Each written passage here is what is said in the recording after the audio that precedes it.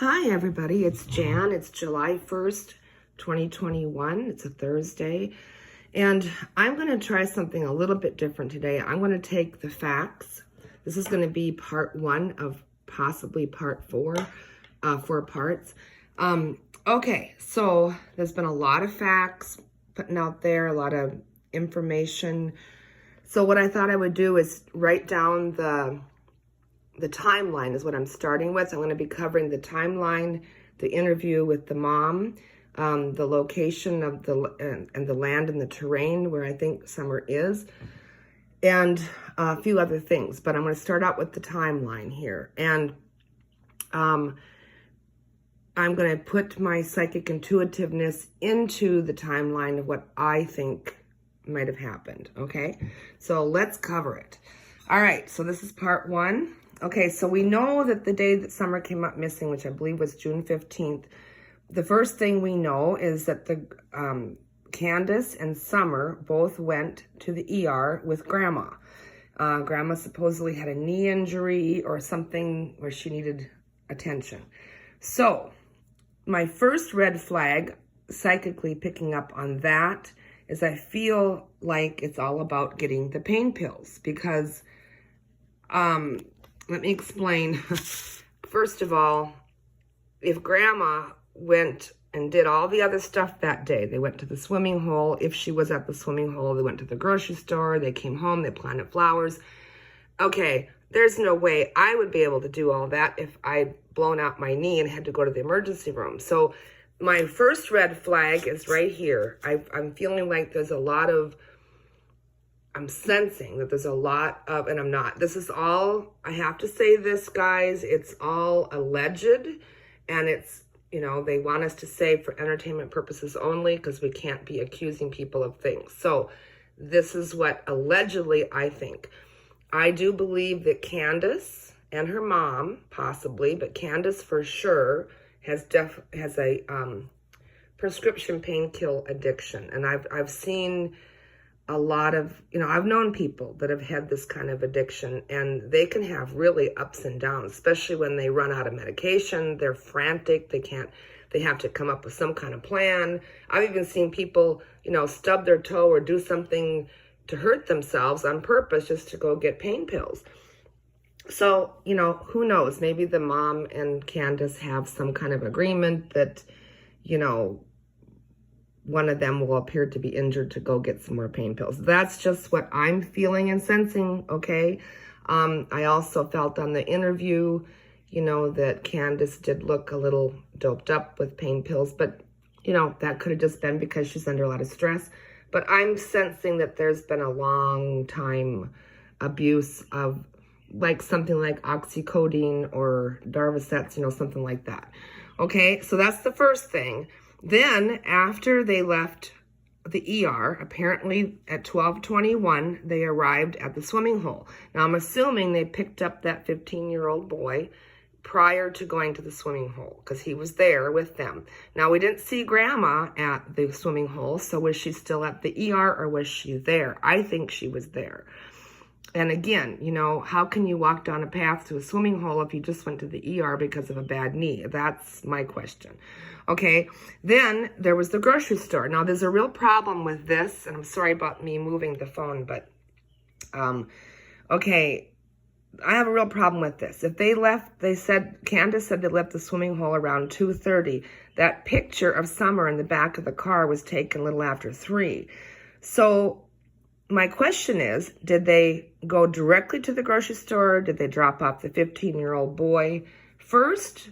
Or did they drop him off, then go to the grocery store? Or did he come along to the grocery store and then they dropped him off? I'm kind of thinking he was there, and I'll tell you why. Because if you see that picture of Summer sitting in the back of the car, I'll see if you can see this. See the milk, okay? There's room on the seat next to her. So why didn't they put the milk over on the seat? So I'm thinking that the 15-year-old boy was with, they dropped him off, and then they just left her sleep by the milk. That's what I think. So, okay, now, okay. Then here's the other problem I have with this, my gut feeling here is Okay, if they left the swimming hole at 2:30, that picture was at 3 o'clock, or around 3 o'clock. They'd already been to the grocery store and dropped off the boy. Okay, there's only a half an hour there. How can you get groceries, load the groceries, drop the boy off, and do all that in a half an hour? That doesn't make sense to me, okay? Now, the picture of Summer in the back of the car. Let's look at that again. I'm sorry I have to do it this way, guys. I'm new at this, and so I don't have YouTube Studio yet, which I'm going to try to get. But, okay. What disturbs me about the picture of poor little Summer here is several things. Look at her hand. Her hand is cupped like that. To me, that does not feel normal. You know, usually when a kid is sleeping, their hands are more flat or straight. I don't know why that bothers me, but it does. Then her leaning up against the cold milk jugs. I mean, why didn't they move them over to the seat? That makes no sense to me. Unless, you know, I mean, it had to have been a hot day. They must have had the air conditioning on. I'm still feeling like she suffered a concussion at that swimming hole. I think when she jumped off that boy's back or shoulders, she may have hit her head. You know, that's what I think. And with concussions, you know, if they fall asleep afterwards, it can be very dangerous. You know, their brains can swell and it can cause death. So there's something not right with this picture, and I really don't know exactly, but I think she did hit her head on the back of her head, and just the way her hand is cupped there is disturbing me. I can't explain it, but there's something not right with this picture, okay? All right, now, after this picture was taken, they apparently went back home, okay? Now, one thing I left out here was the flowers, okay? So, now, the other thing that doesn't feel right to me is, okay, they had a busy day. They went to the ER. They went swimming. They went and got groceries. They're driving around. When they get home, they obviously have to unload the groceries. But then they're going to go and plant flowers. You know, what about supper? What about they left the boys home all day by themselves, those 3 boys, which is trouble if you ask me. I mean, you know, I'm not judging. I'm just saying 3 rambunctious boys home alone all day can get into a lot of trouble. And I don't think it's really good to leave them home alone all day if they were alone. But then you come home and instead of making dinner, you know, poor little Summer was exhausted. I'm sure she was hungry. So what also bothers me is that story on the interview, and we'll cover that more later. But you know, for some reason, Candace felt it was important to say that Grandma gave Summer a piece of candy before she went into the house. Now, there's something about that. We'll get to that later. But, okay, so there's flowers. And they're planting flowers. She says she went into the house. Grandma gave her a piece of candy. Now, we're going to cover what I think happened after she went into the house, if she went into the house, or, okay, because we know she was in the basement, apparently, according to Candace. So then apparently, you know, the story, you've heard the story that she, you know, Summer went in the house, and the boys were in there. She had a piece of candy in her hand, probably. But somehow she ends up in the basement, and that's where they find her missing, and the door is unlocked. Okay, so they call 911 after supposedly looking for her. Now there's only like 3 hours between this picture was taken of her in the backseat of the car and when they called 911. So, okay, they had to unload the groceries. They were planting flowers. I mean, to me, this whole gap here doesn't make sense. Okay, it doesn't. And there's something about the boys. I'm picking up that the boys are feeling a lot of guilt. And I think what it was is when she came in the house after planting flowers and she had that piece of candy in her hand, I think the boys were teasing her, and they were, you know, maybe took her candy and were throwing it around and, you know, teasing her. And they may have told her to go to the basement. I mean, who knows? They might not want to deal with her. They were on the internet, didn't want to be bothered, but they wanted to tease her. I can just see there's something really heavy guilt on these boys. And I'm not sure if they know anything, but I just feel like they felt guilty of how they treated her, you know, prior to her coming up missing, okay? I mean, I think, I also, in my last reading or a couple of readings ago, I know that there was some yelling going on when Summer disappeared from the basement. There was some yelling, and like maybe the mom came in and said, "Where's Summer?" And that's the other thing. On her interview, when she was recounting that she came in from outside a couple minutes later, she asked the boys where Summer was, and they said she was in the basement. And then she said, I said, okay, I don't believe that that's true. I believe that that's when everything blew up. I think she was yelling at the boys for not helping. Maybe they were supposed to help put the groceries away. Maybe they were supposed to help watch Summer, which she said. But I believe that's when all the yelling started. And there was, you know, I don't think that anybody was in a good mood. They were tired and hungry, for gosh sakes.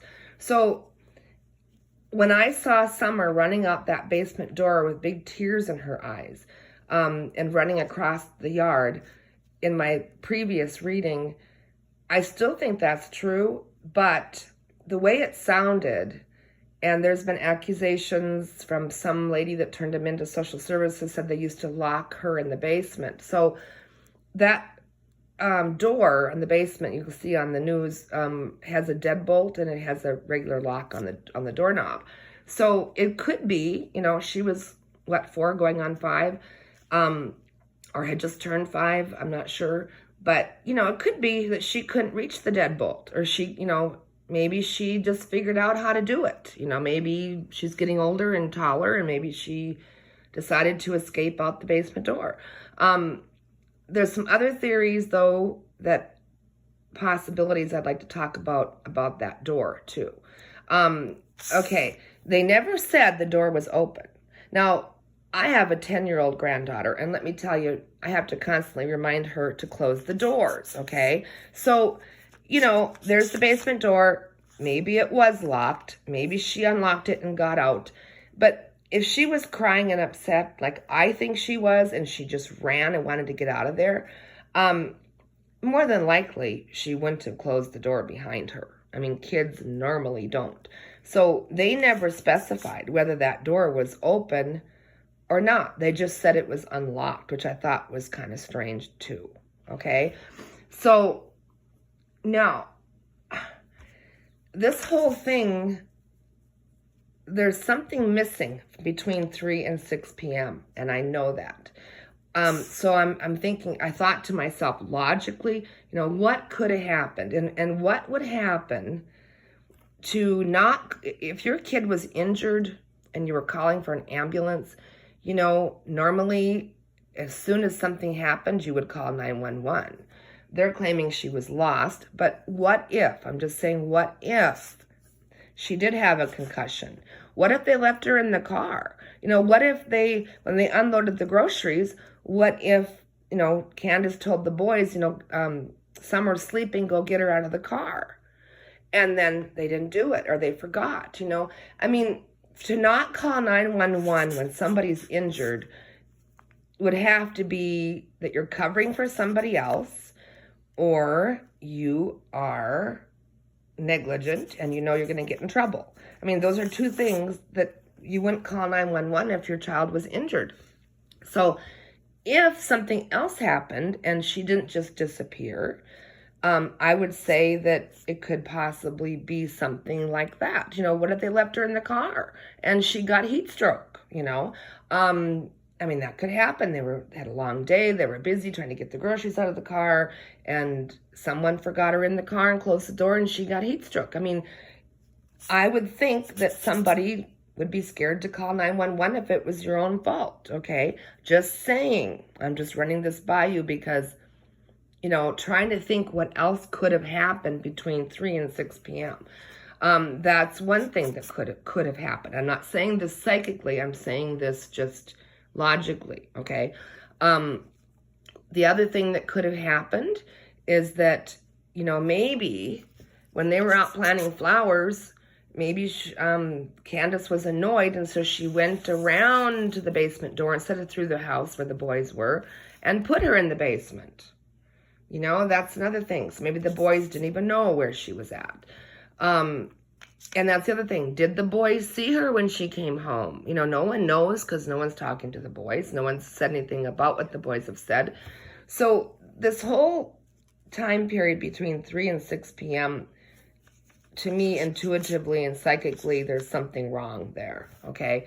I'm leaning a little bit more towards she may have had a concussion when she was in that car when the picture was taken and she was sleeping.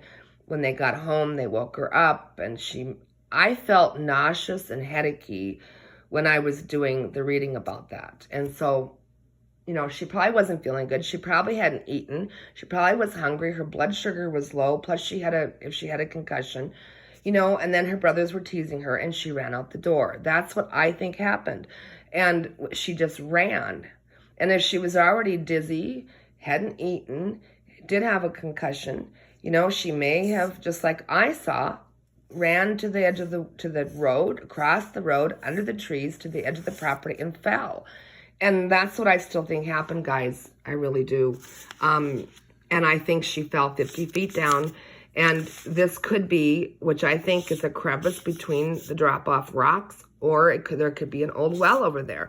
If it was me, I would be getting, and I'll talk about the land later, but if I was under the investigation team, I would get an old map of that property. It's probably an old homesteaded property. And I would, you know, find an old survey and see where there was an old, like, homesteaded well there. It could have been close to the drop-off if they built their cabin or whatever years ago over there. But I keep getting a feeling of a well involved, or a well-like structure. So, you know, this area that I see her falling down into, you know, it's dark and it's rocky. So, you know, it could be an old well, but I believe it's off the edge of the cliff there. Okay, one other scenario I thought. Okay, I thought, two other things, okay? I thought about the pain pills. They probably went to the pharmacy at some point in time and refilled the pain pills. So, what if they left those in the car? What if Summer ate them? You know, what if that was the problem? That's why they didn't call 911. That's just another idea of what could have happened. And there was one other thing I had. Okay, so what if she put Summer in the basement and Summer ran out, and when she found out that she was no longer in the basement and they couldn't find her, what if the mom took the car and drove down the driveway, probably upset and angry that she snuck out? You know, what if she ran down the road and accidentally ran her over? You know, I mean, if she was in a rage or upset, I mean, these are just things that I'm saying something else happened between 3 and 6 p.m. So it's just, you know, those are hypothetical, but in my gut feeling and my psychic, you know, intuition and clairvoyance, I'm still seeing her running out that basement door and crying, big tears in her eyes, and running across that lawn, past the swing, across the road, under the trees, and then through the trees and to the edge of where the drop-off is, where there's a lot of rocks and crevices, okay? And I still think that that's where she is, and that's why they haven't found her. But, okay, so this is the end of part 1. Please stay tuned to part 2, and we will cover that. Thank you. Bye-bye.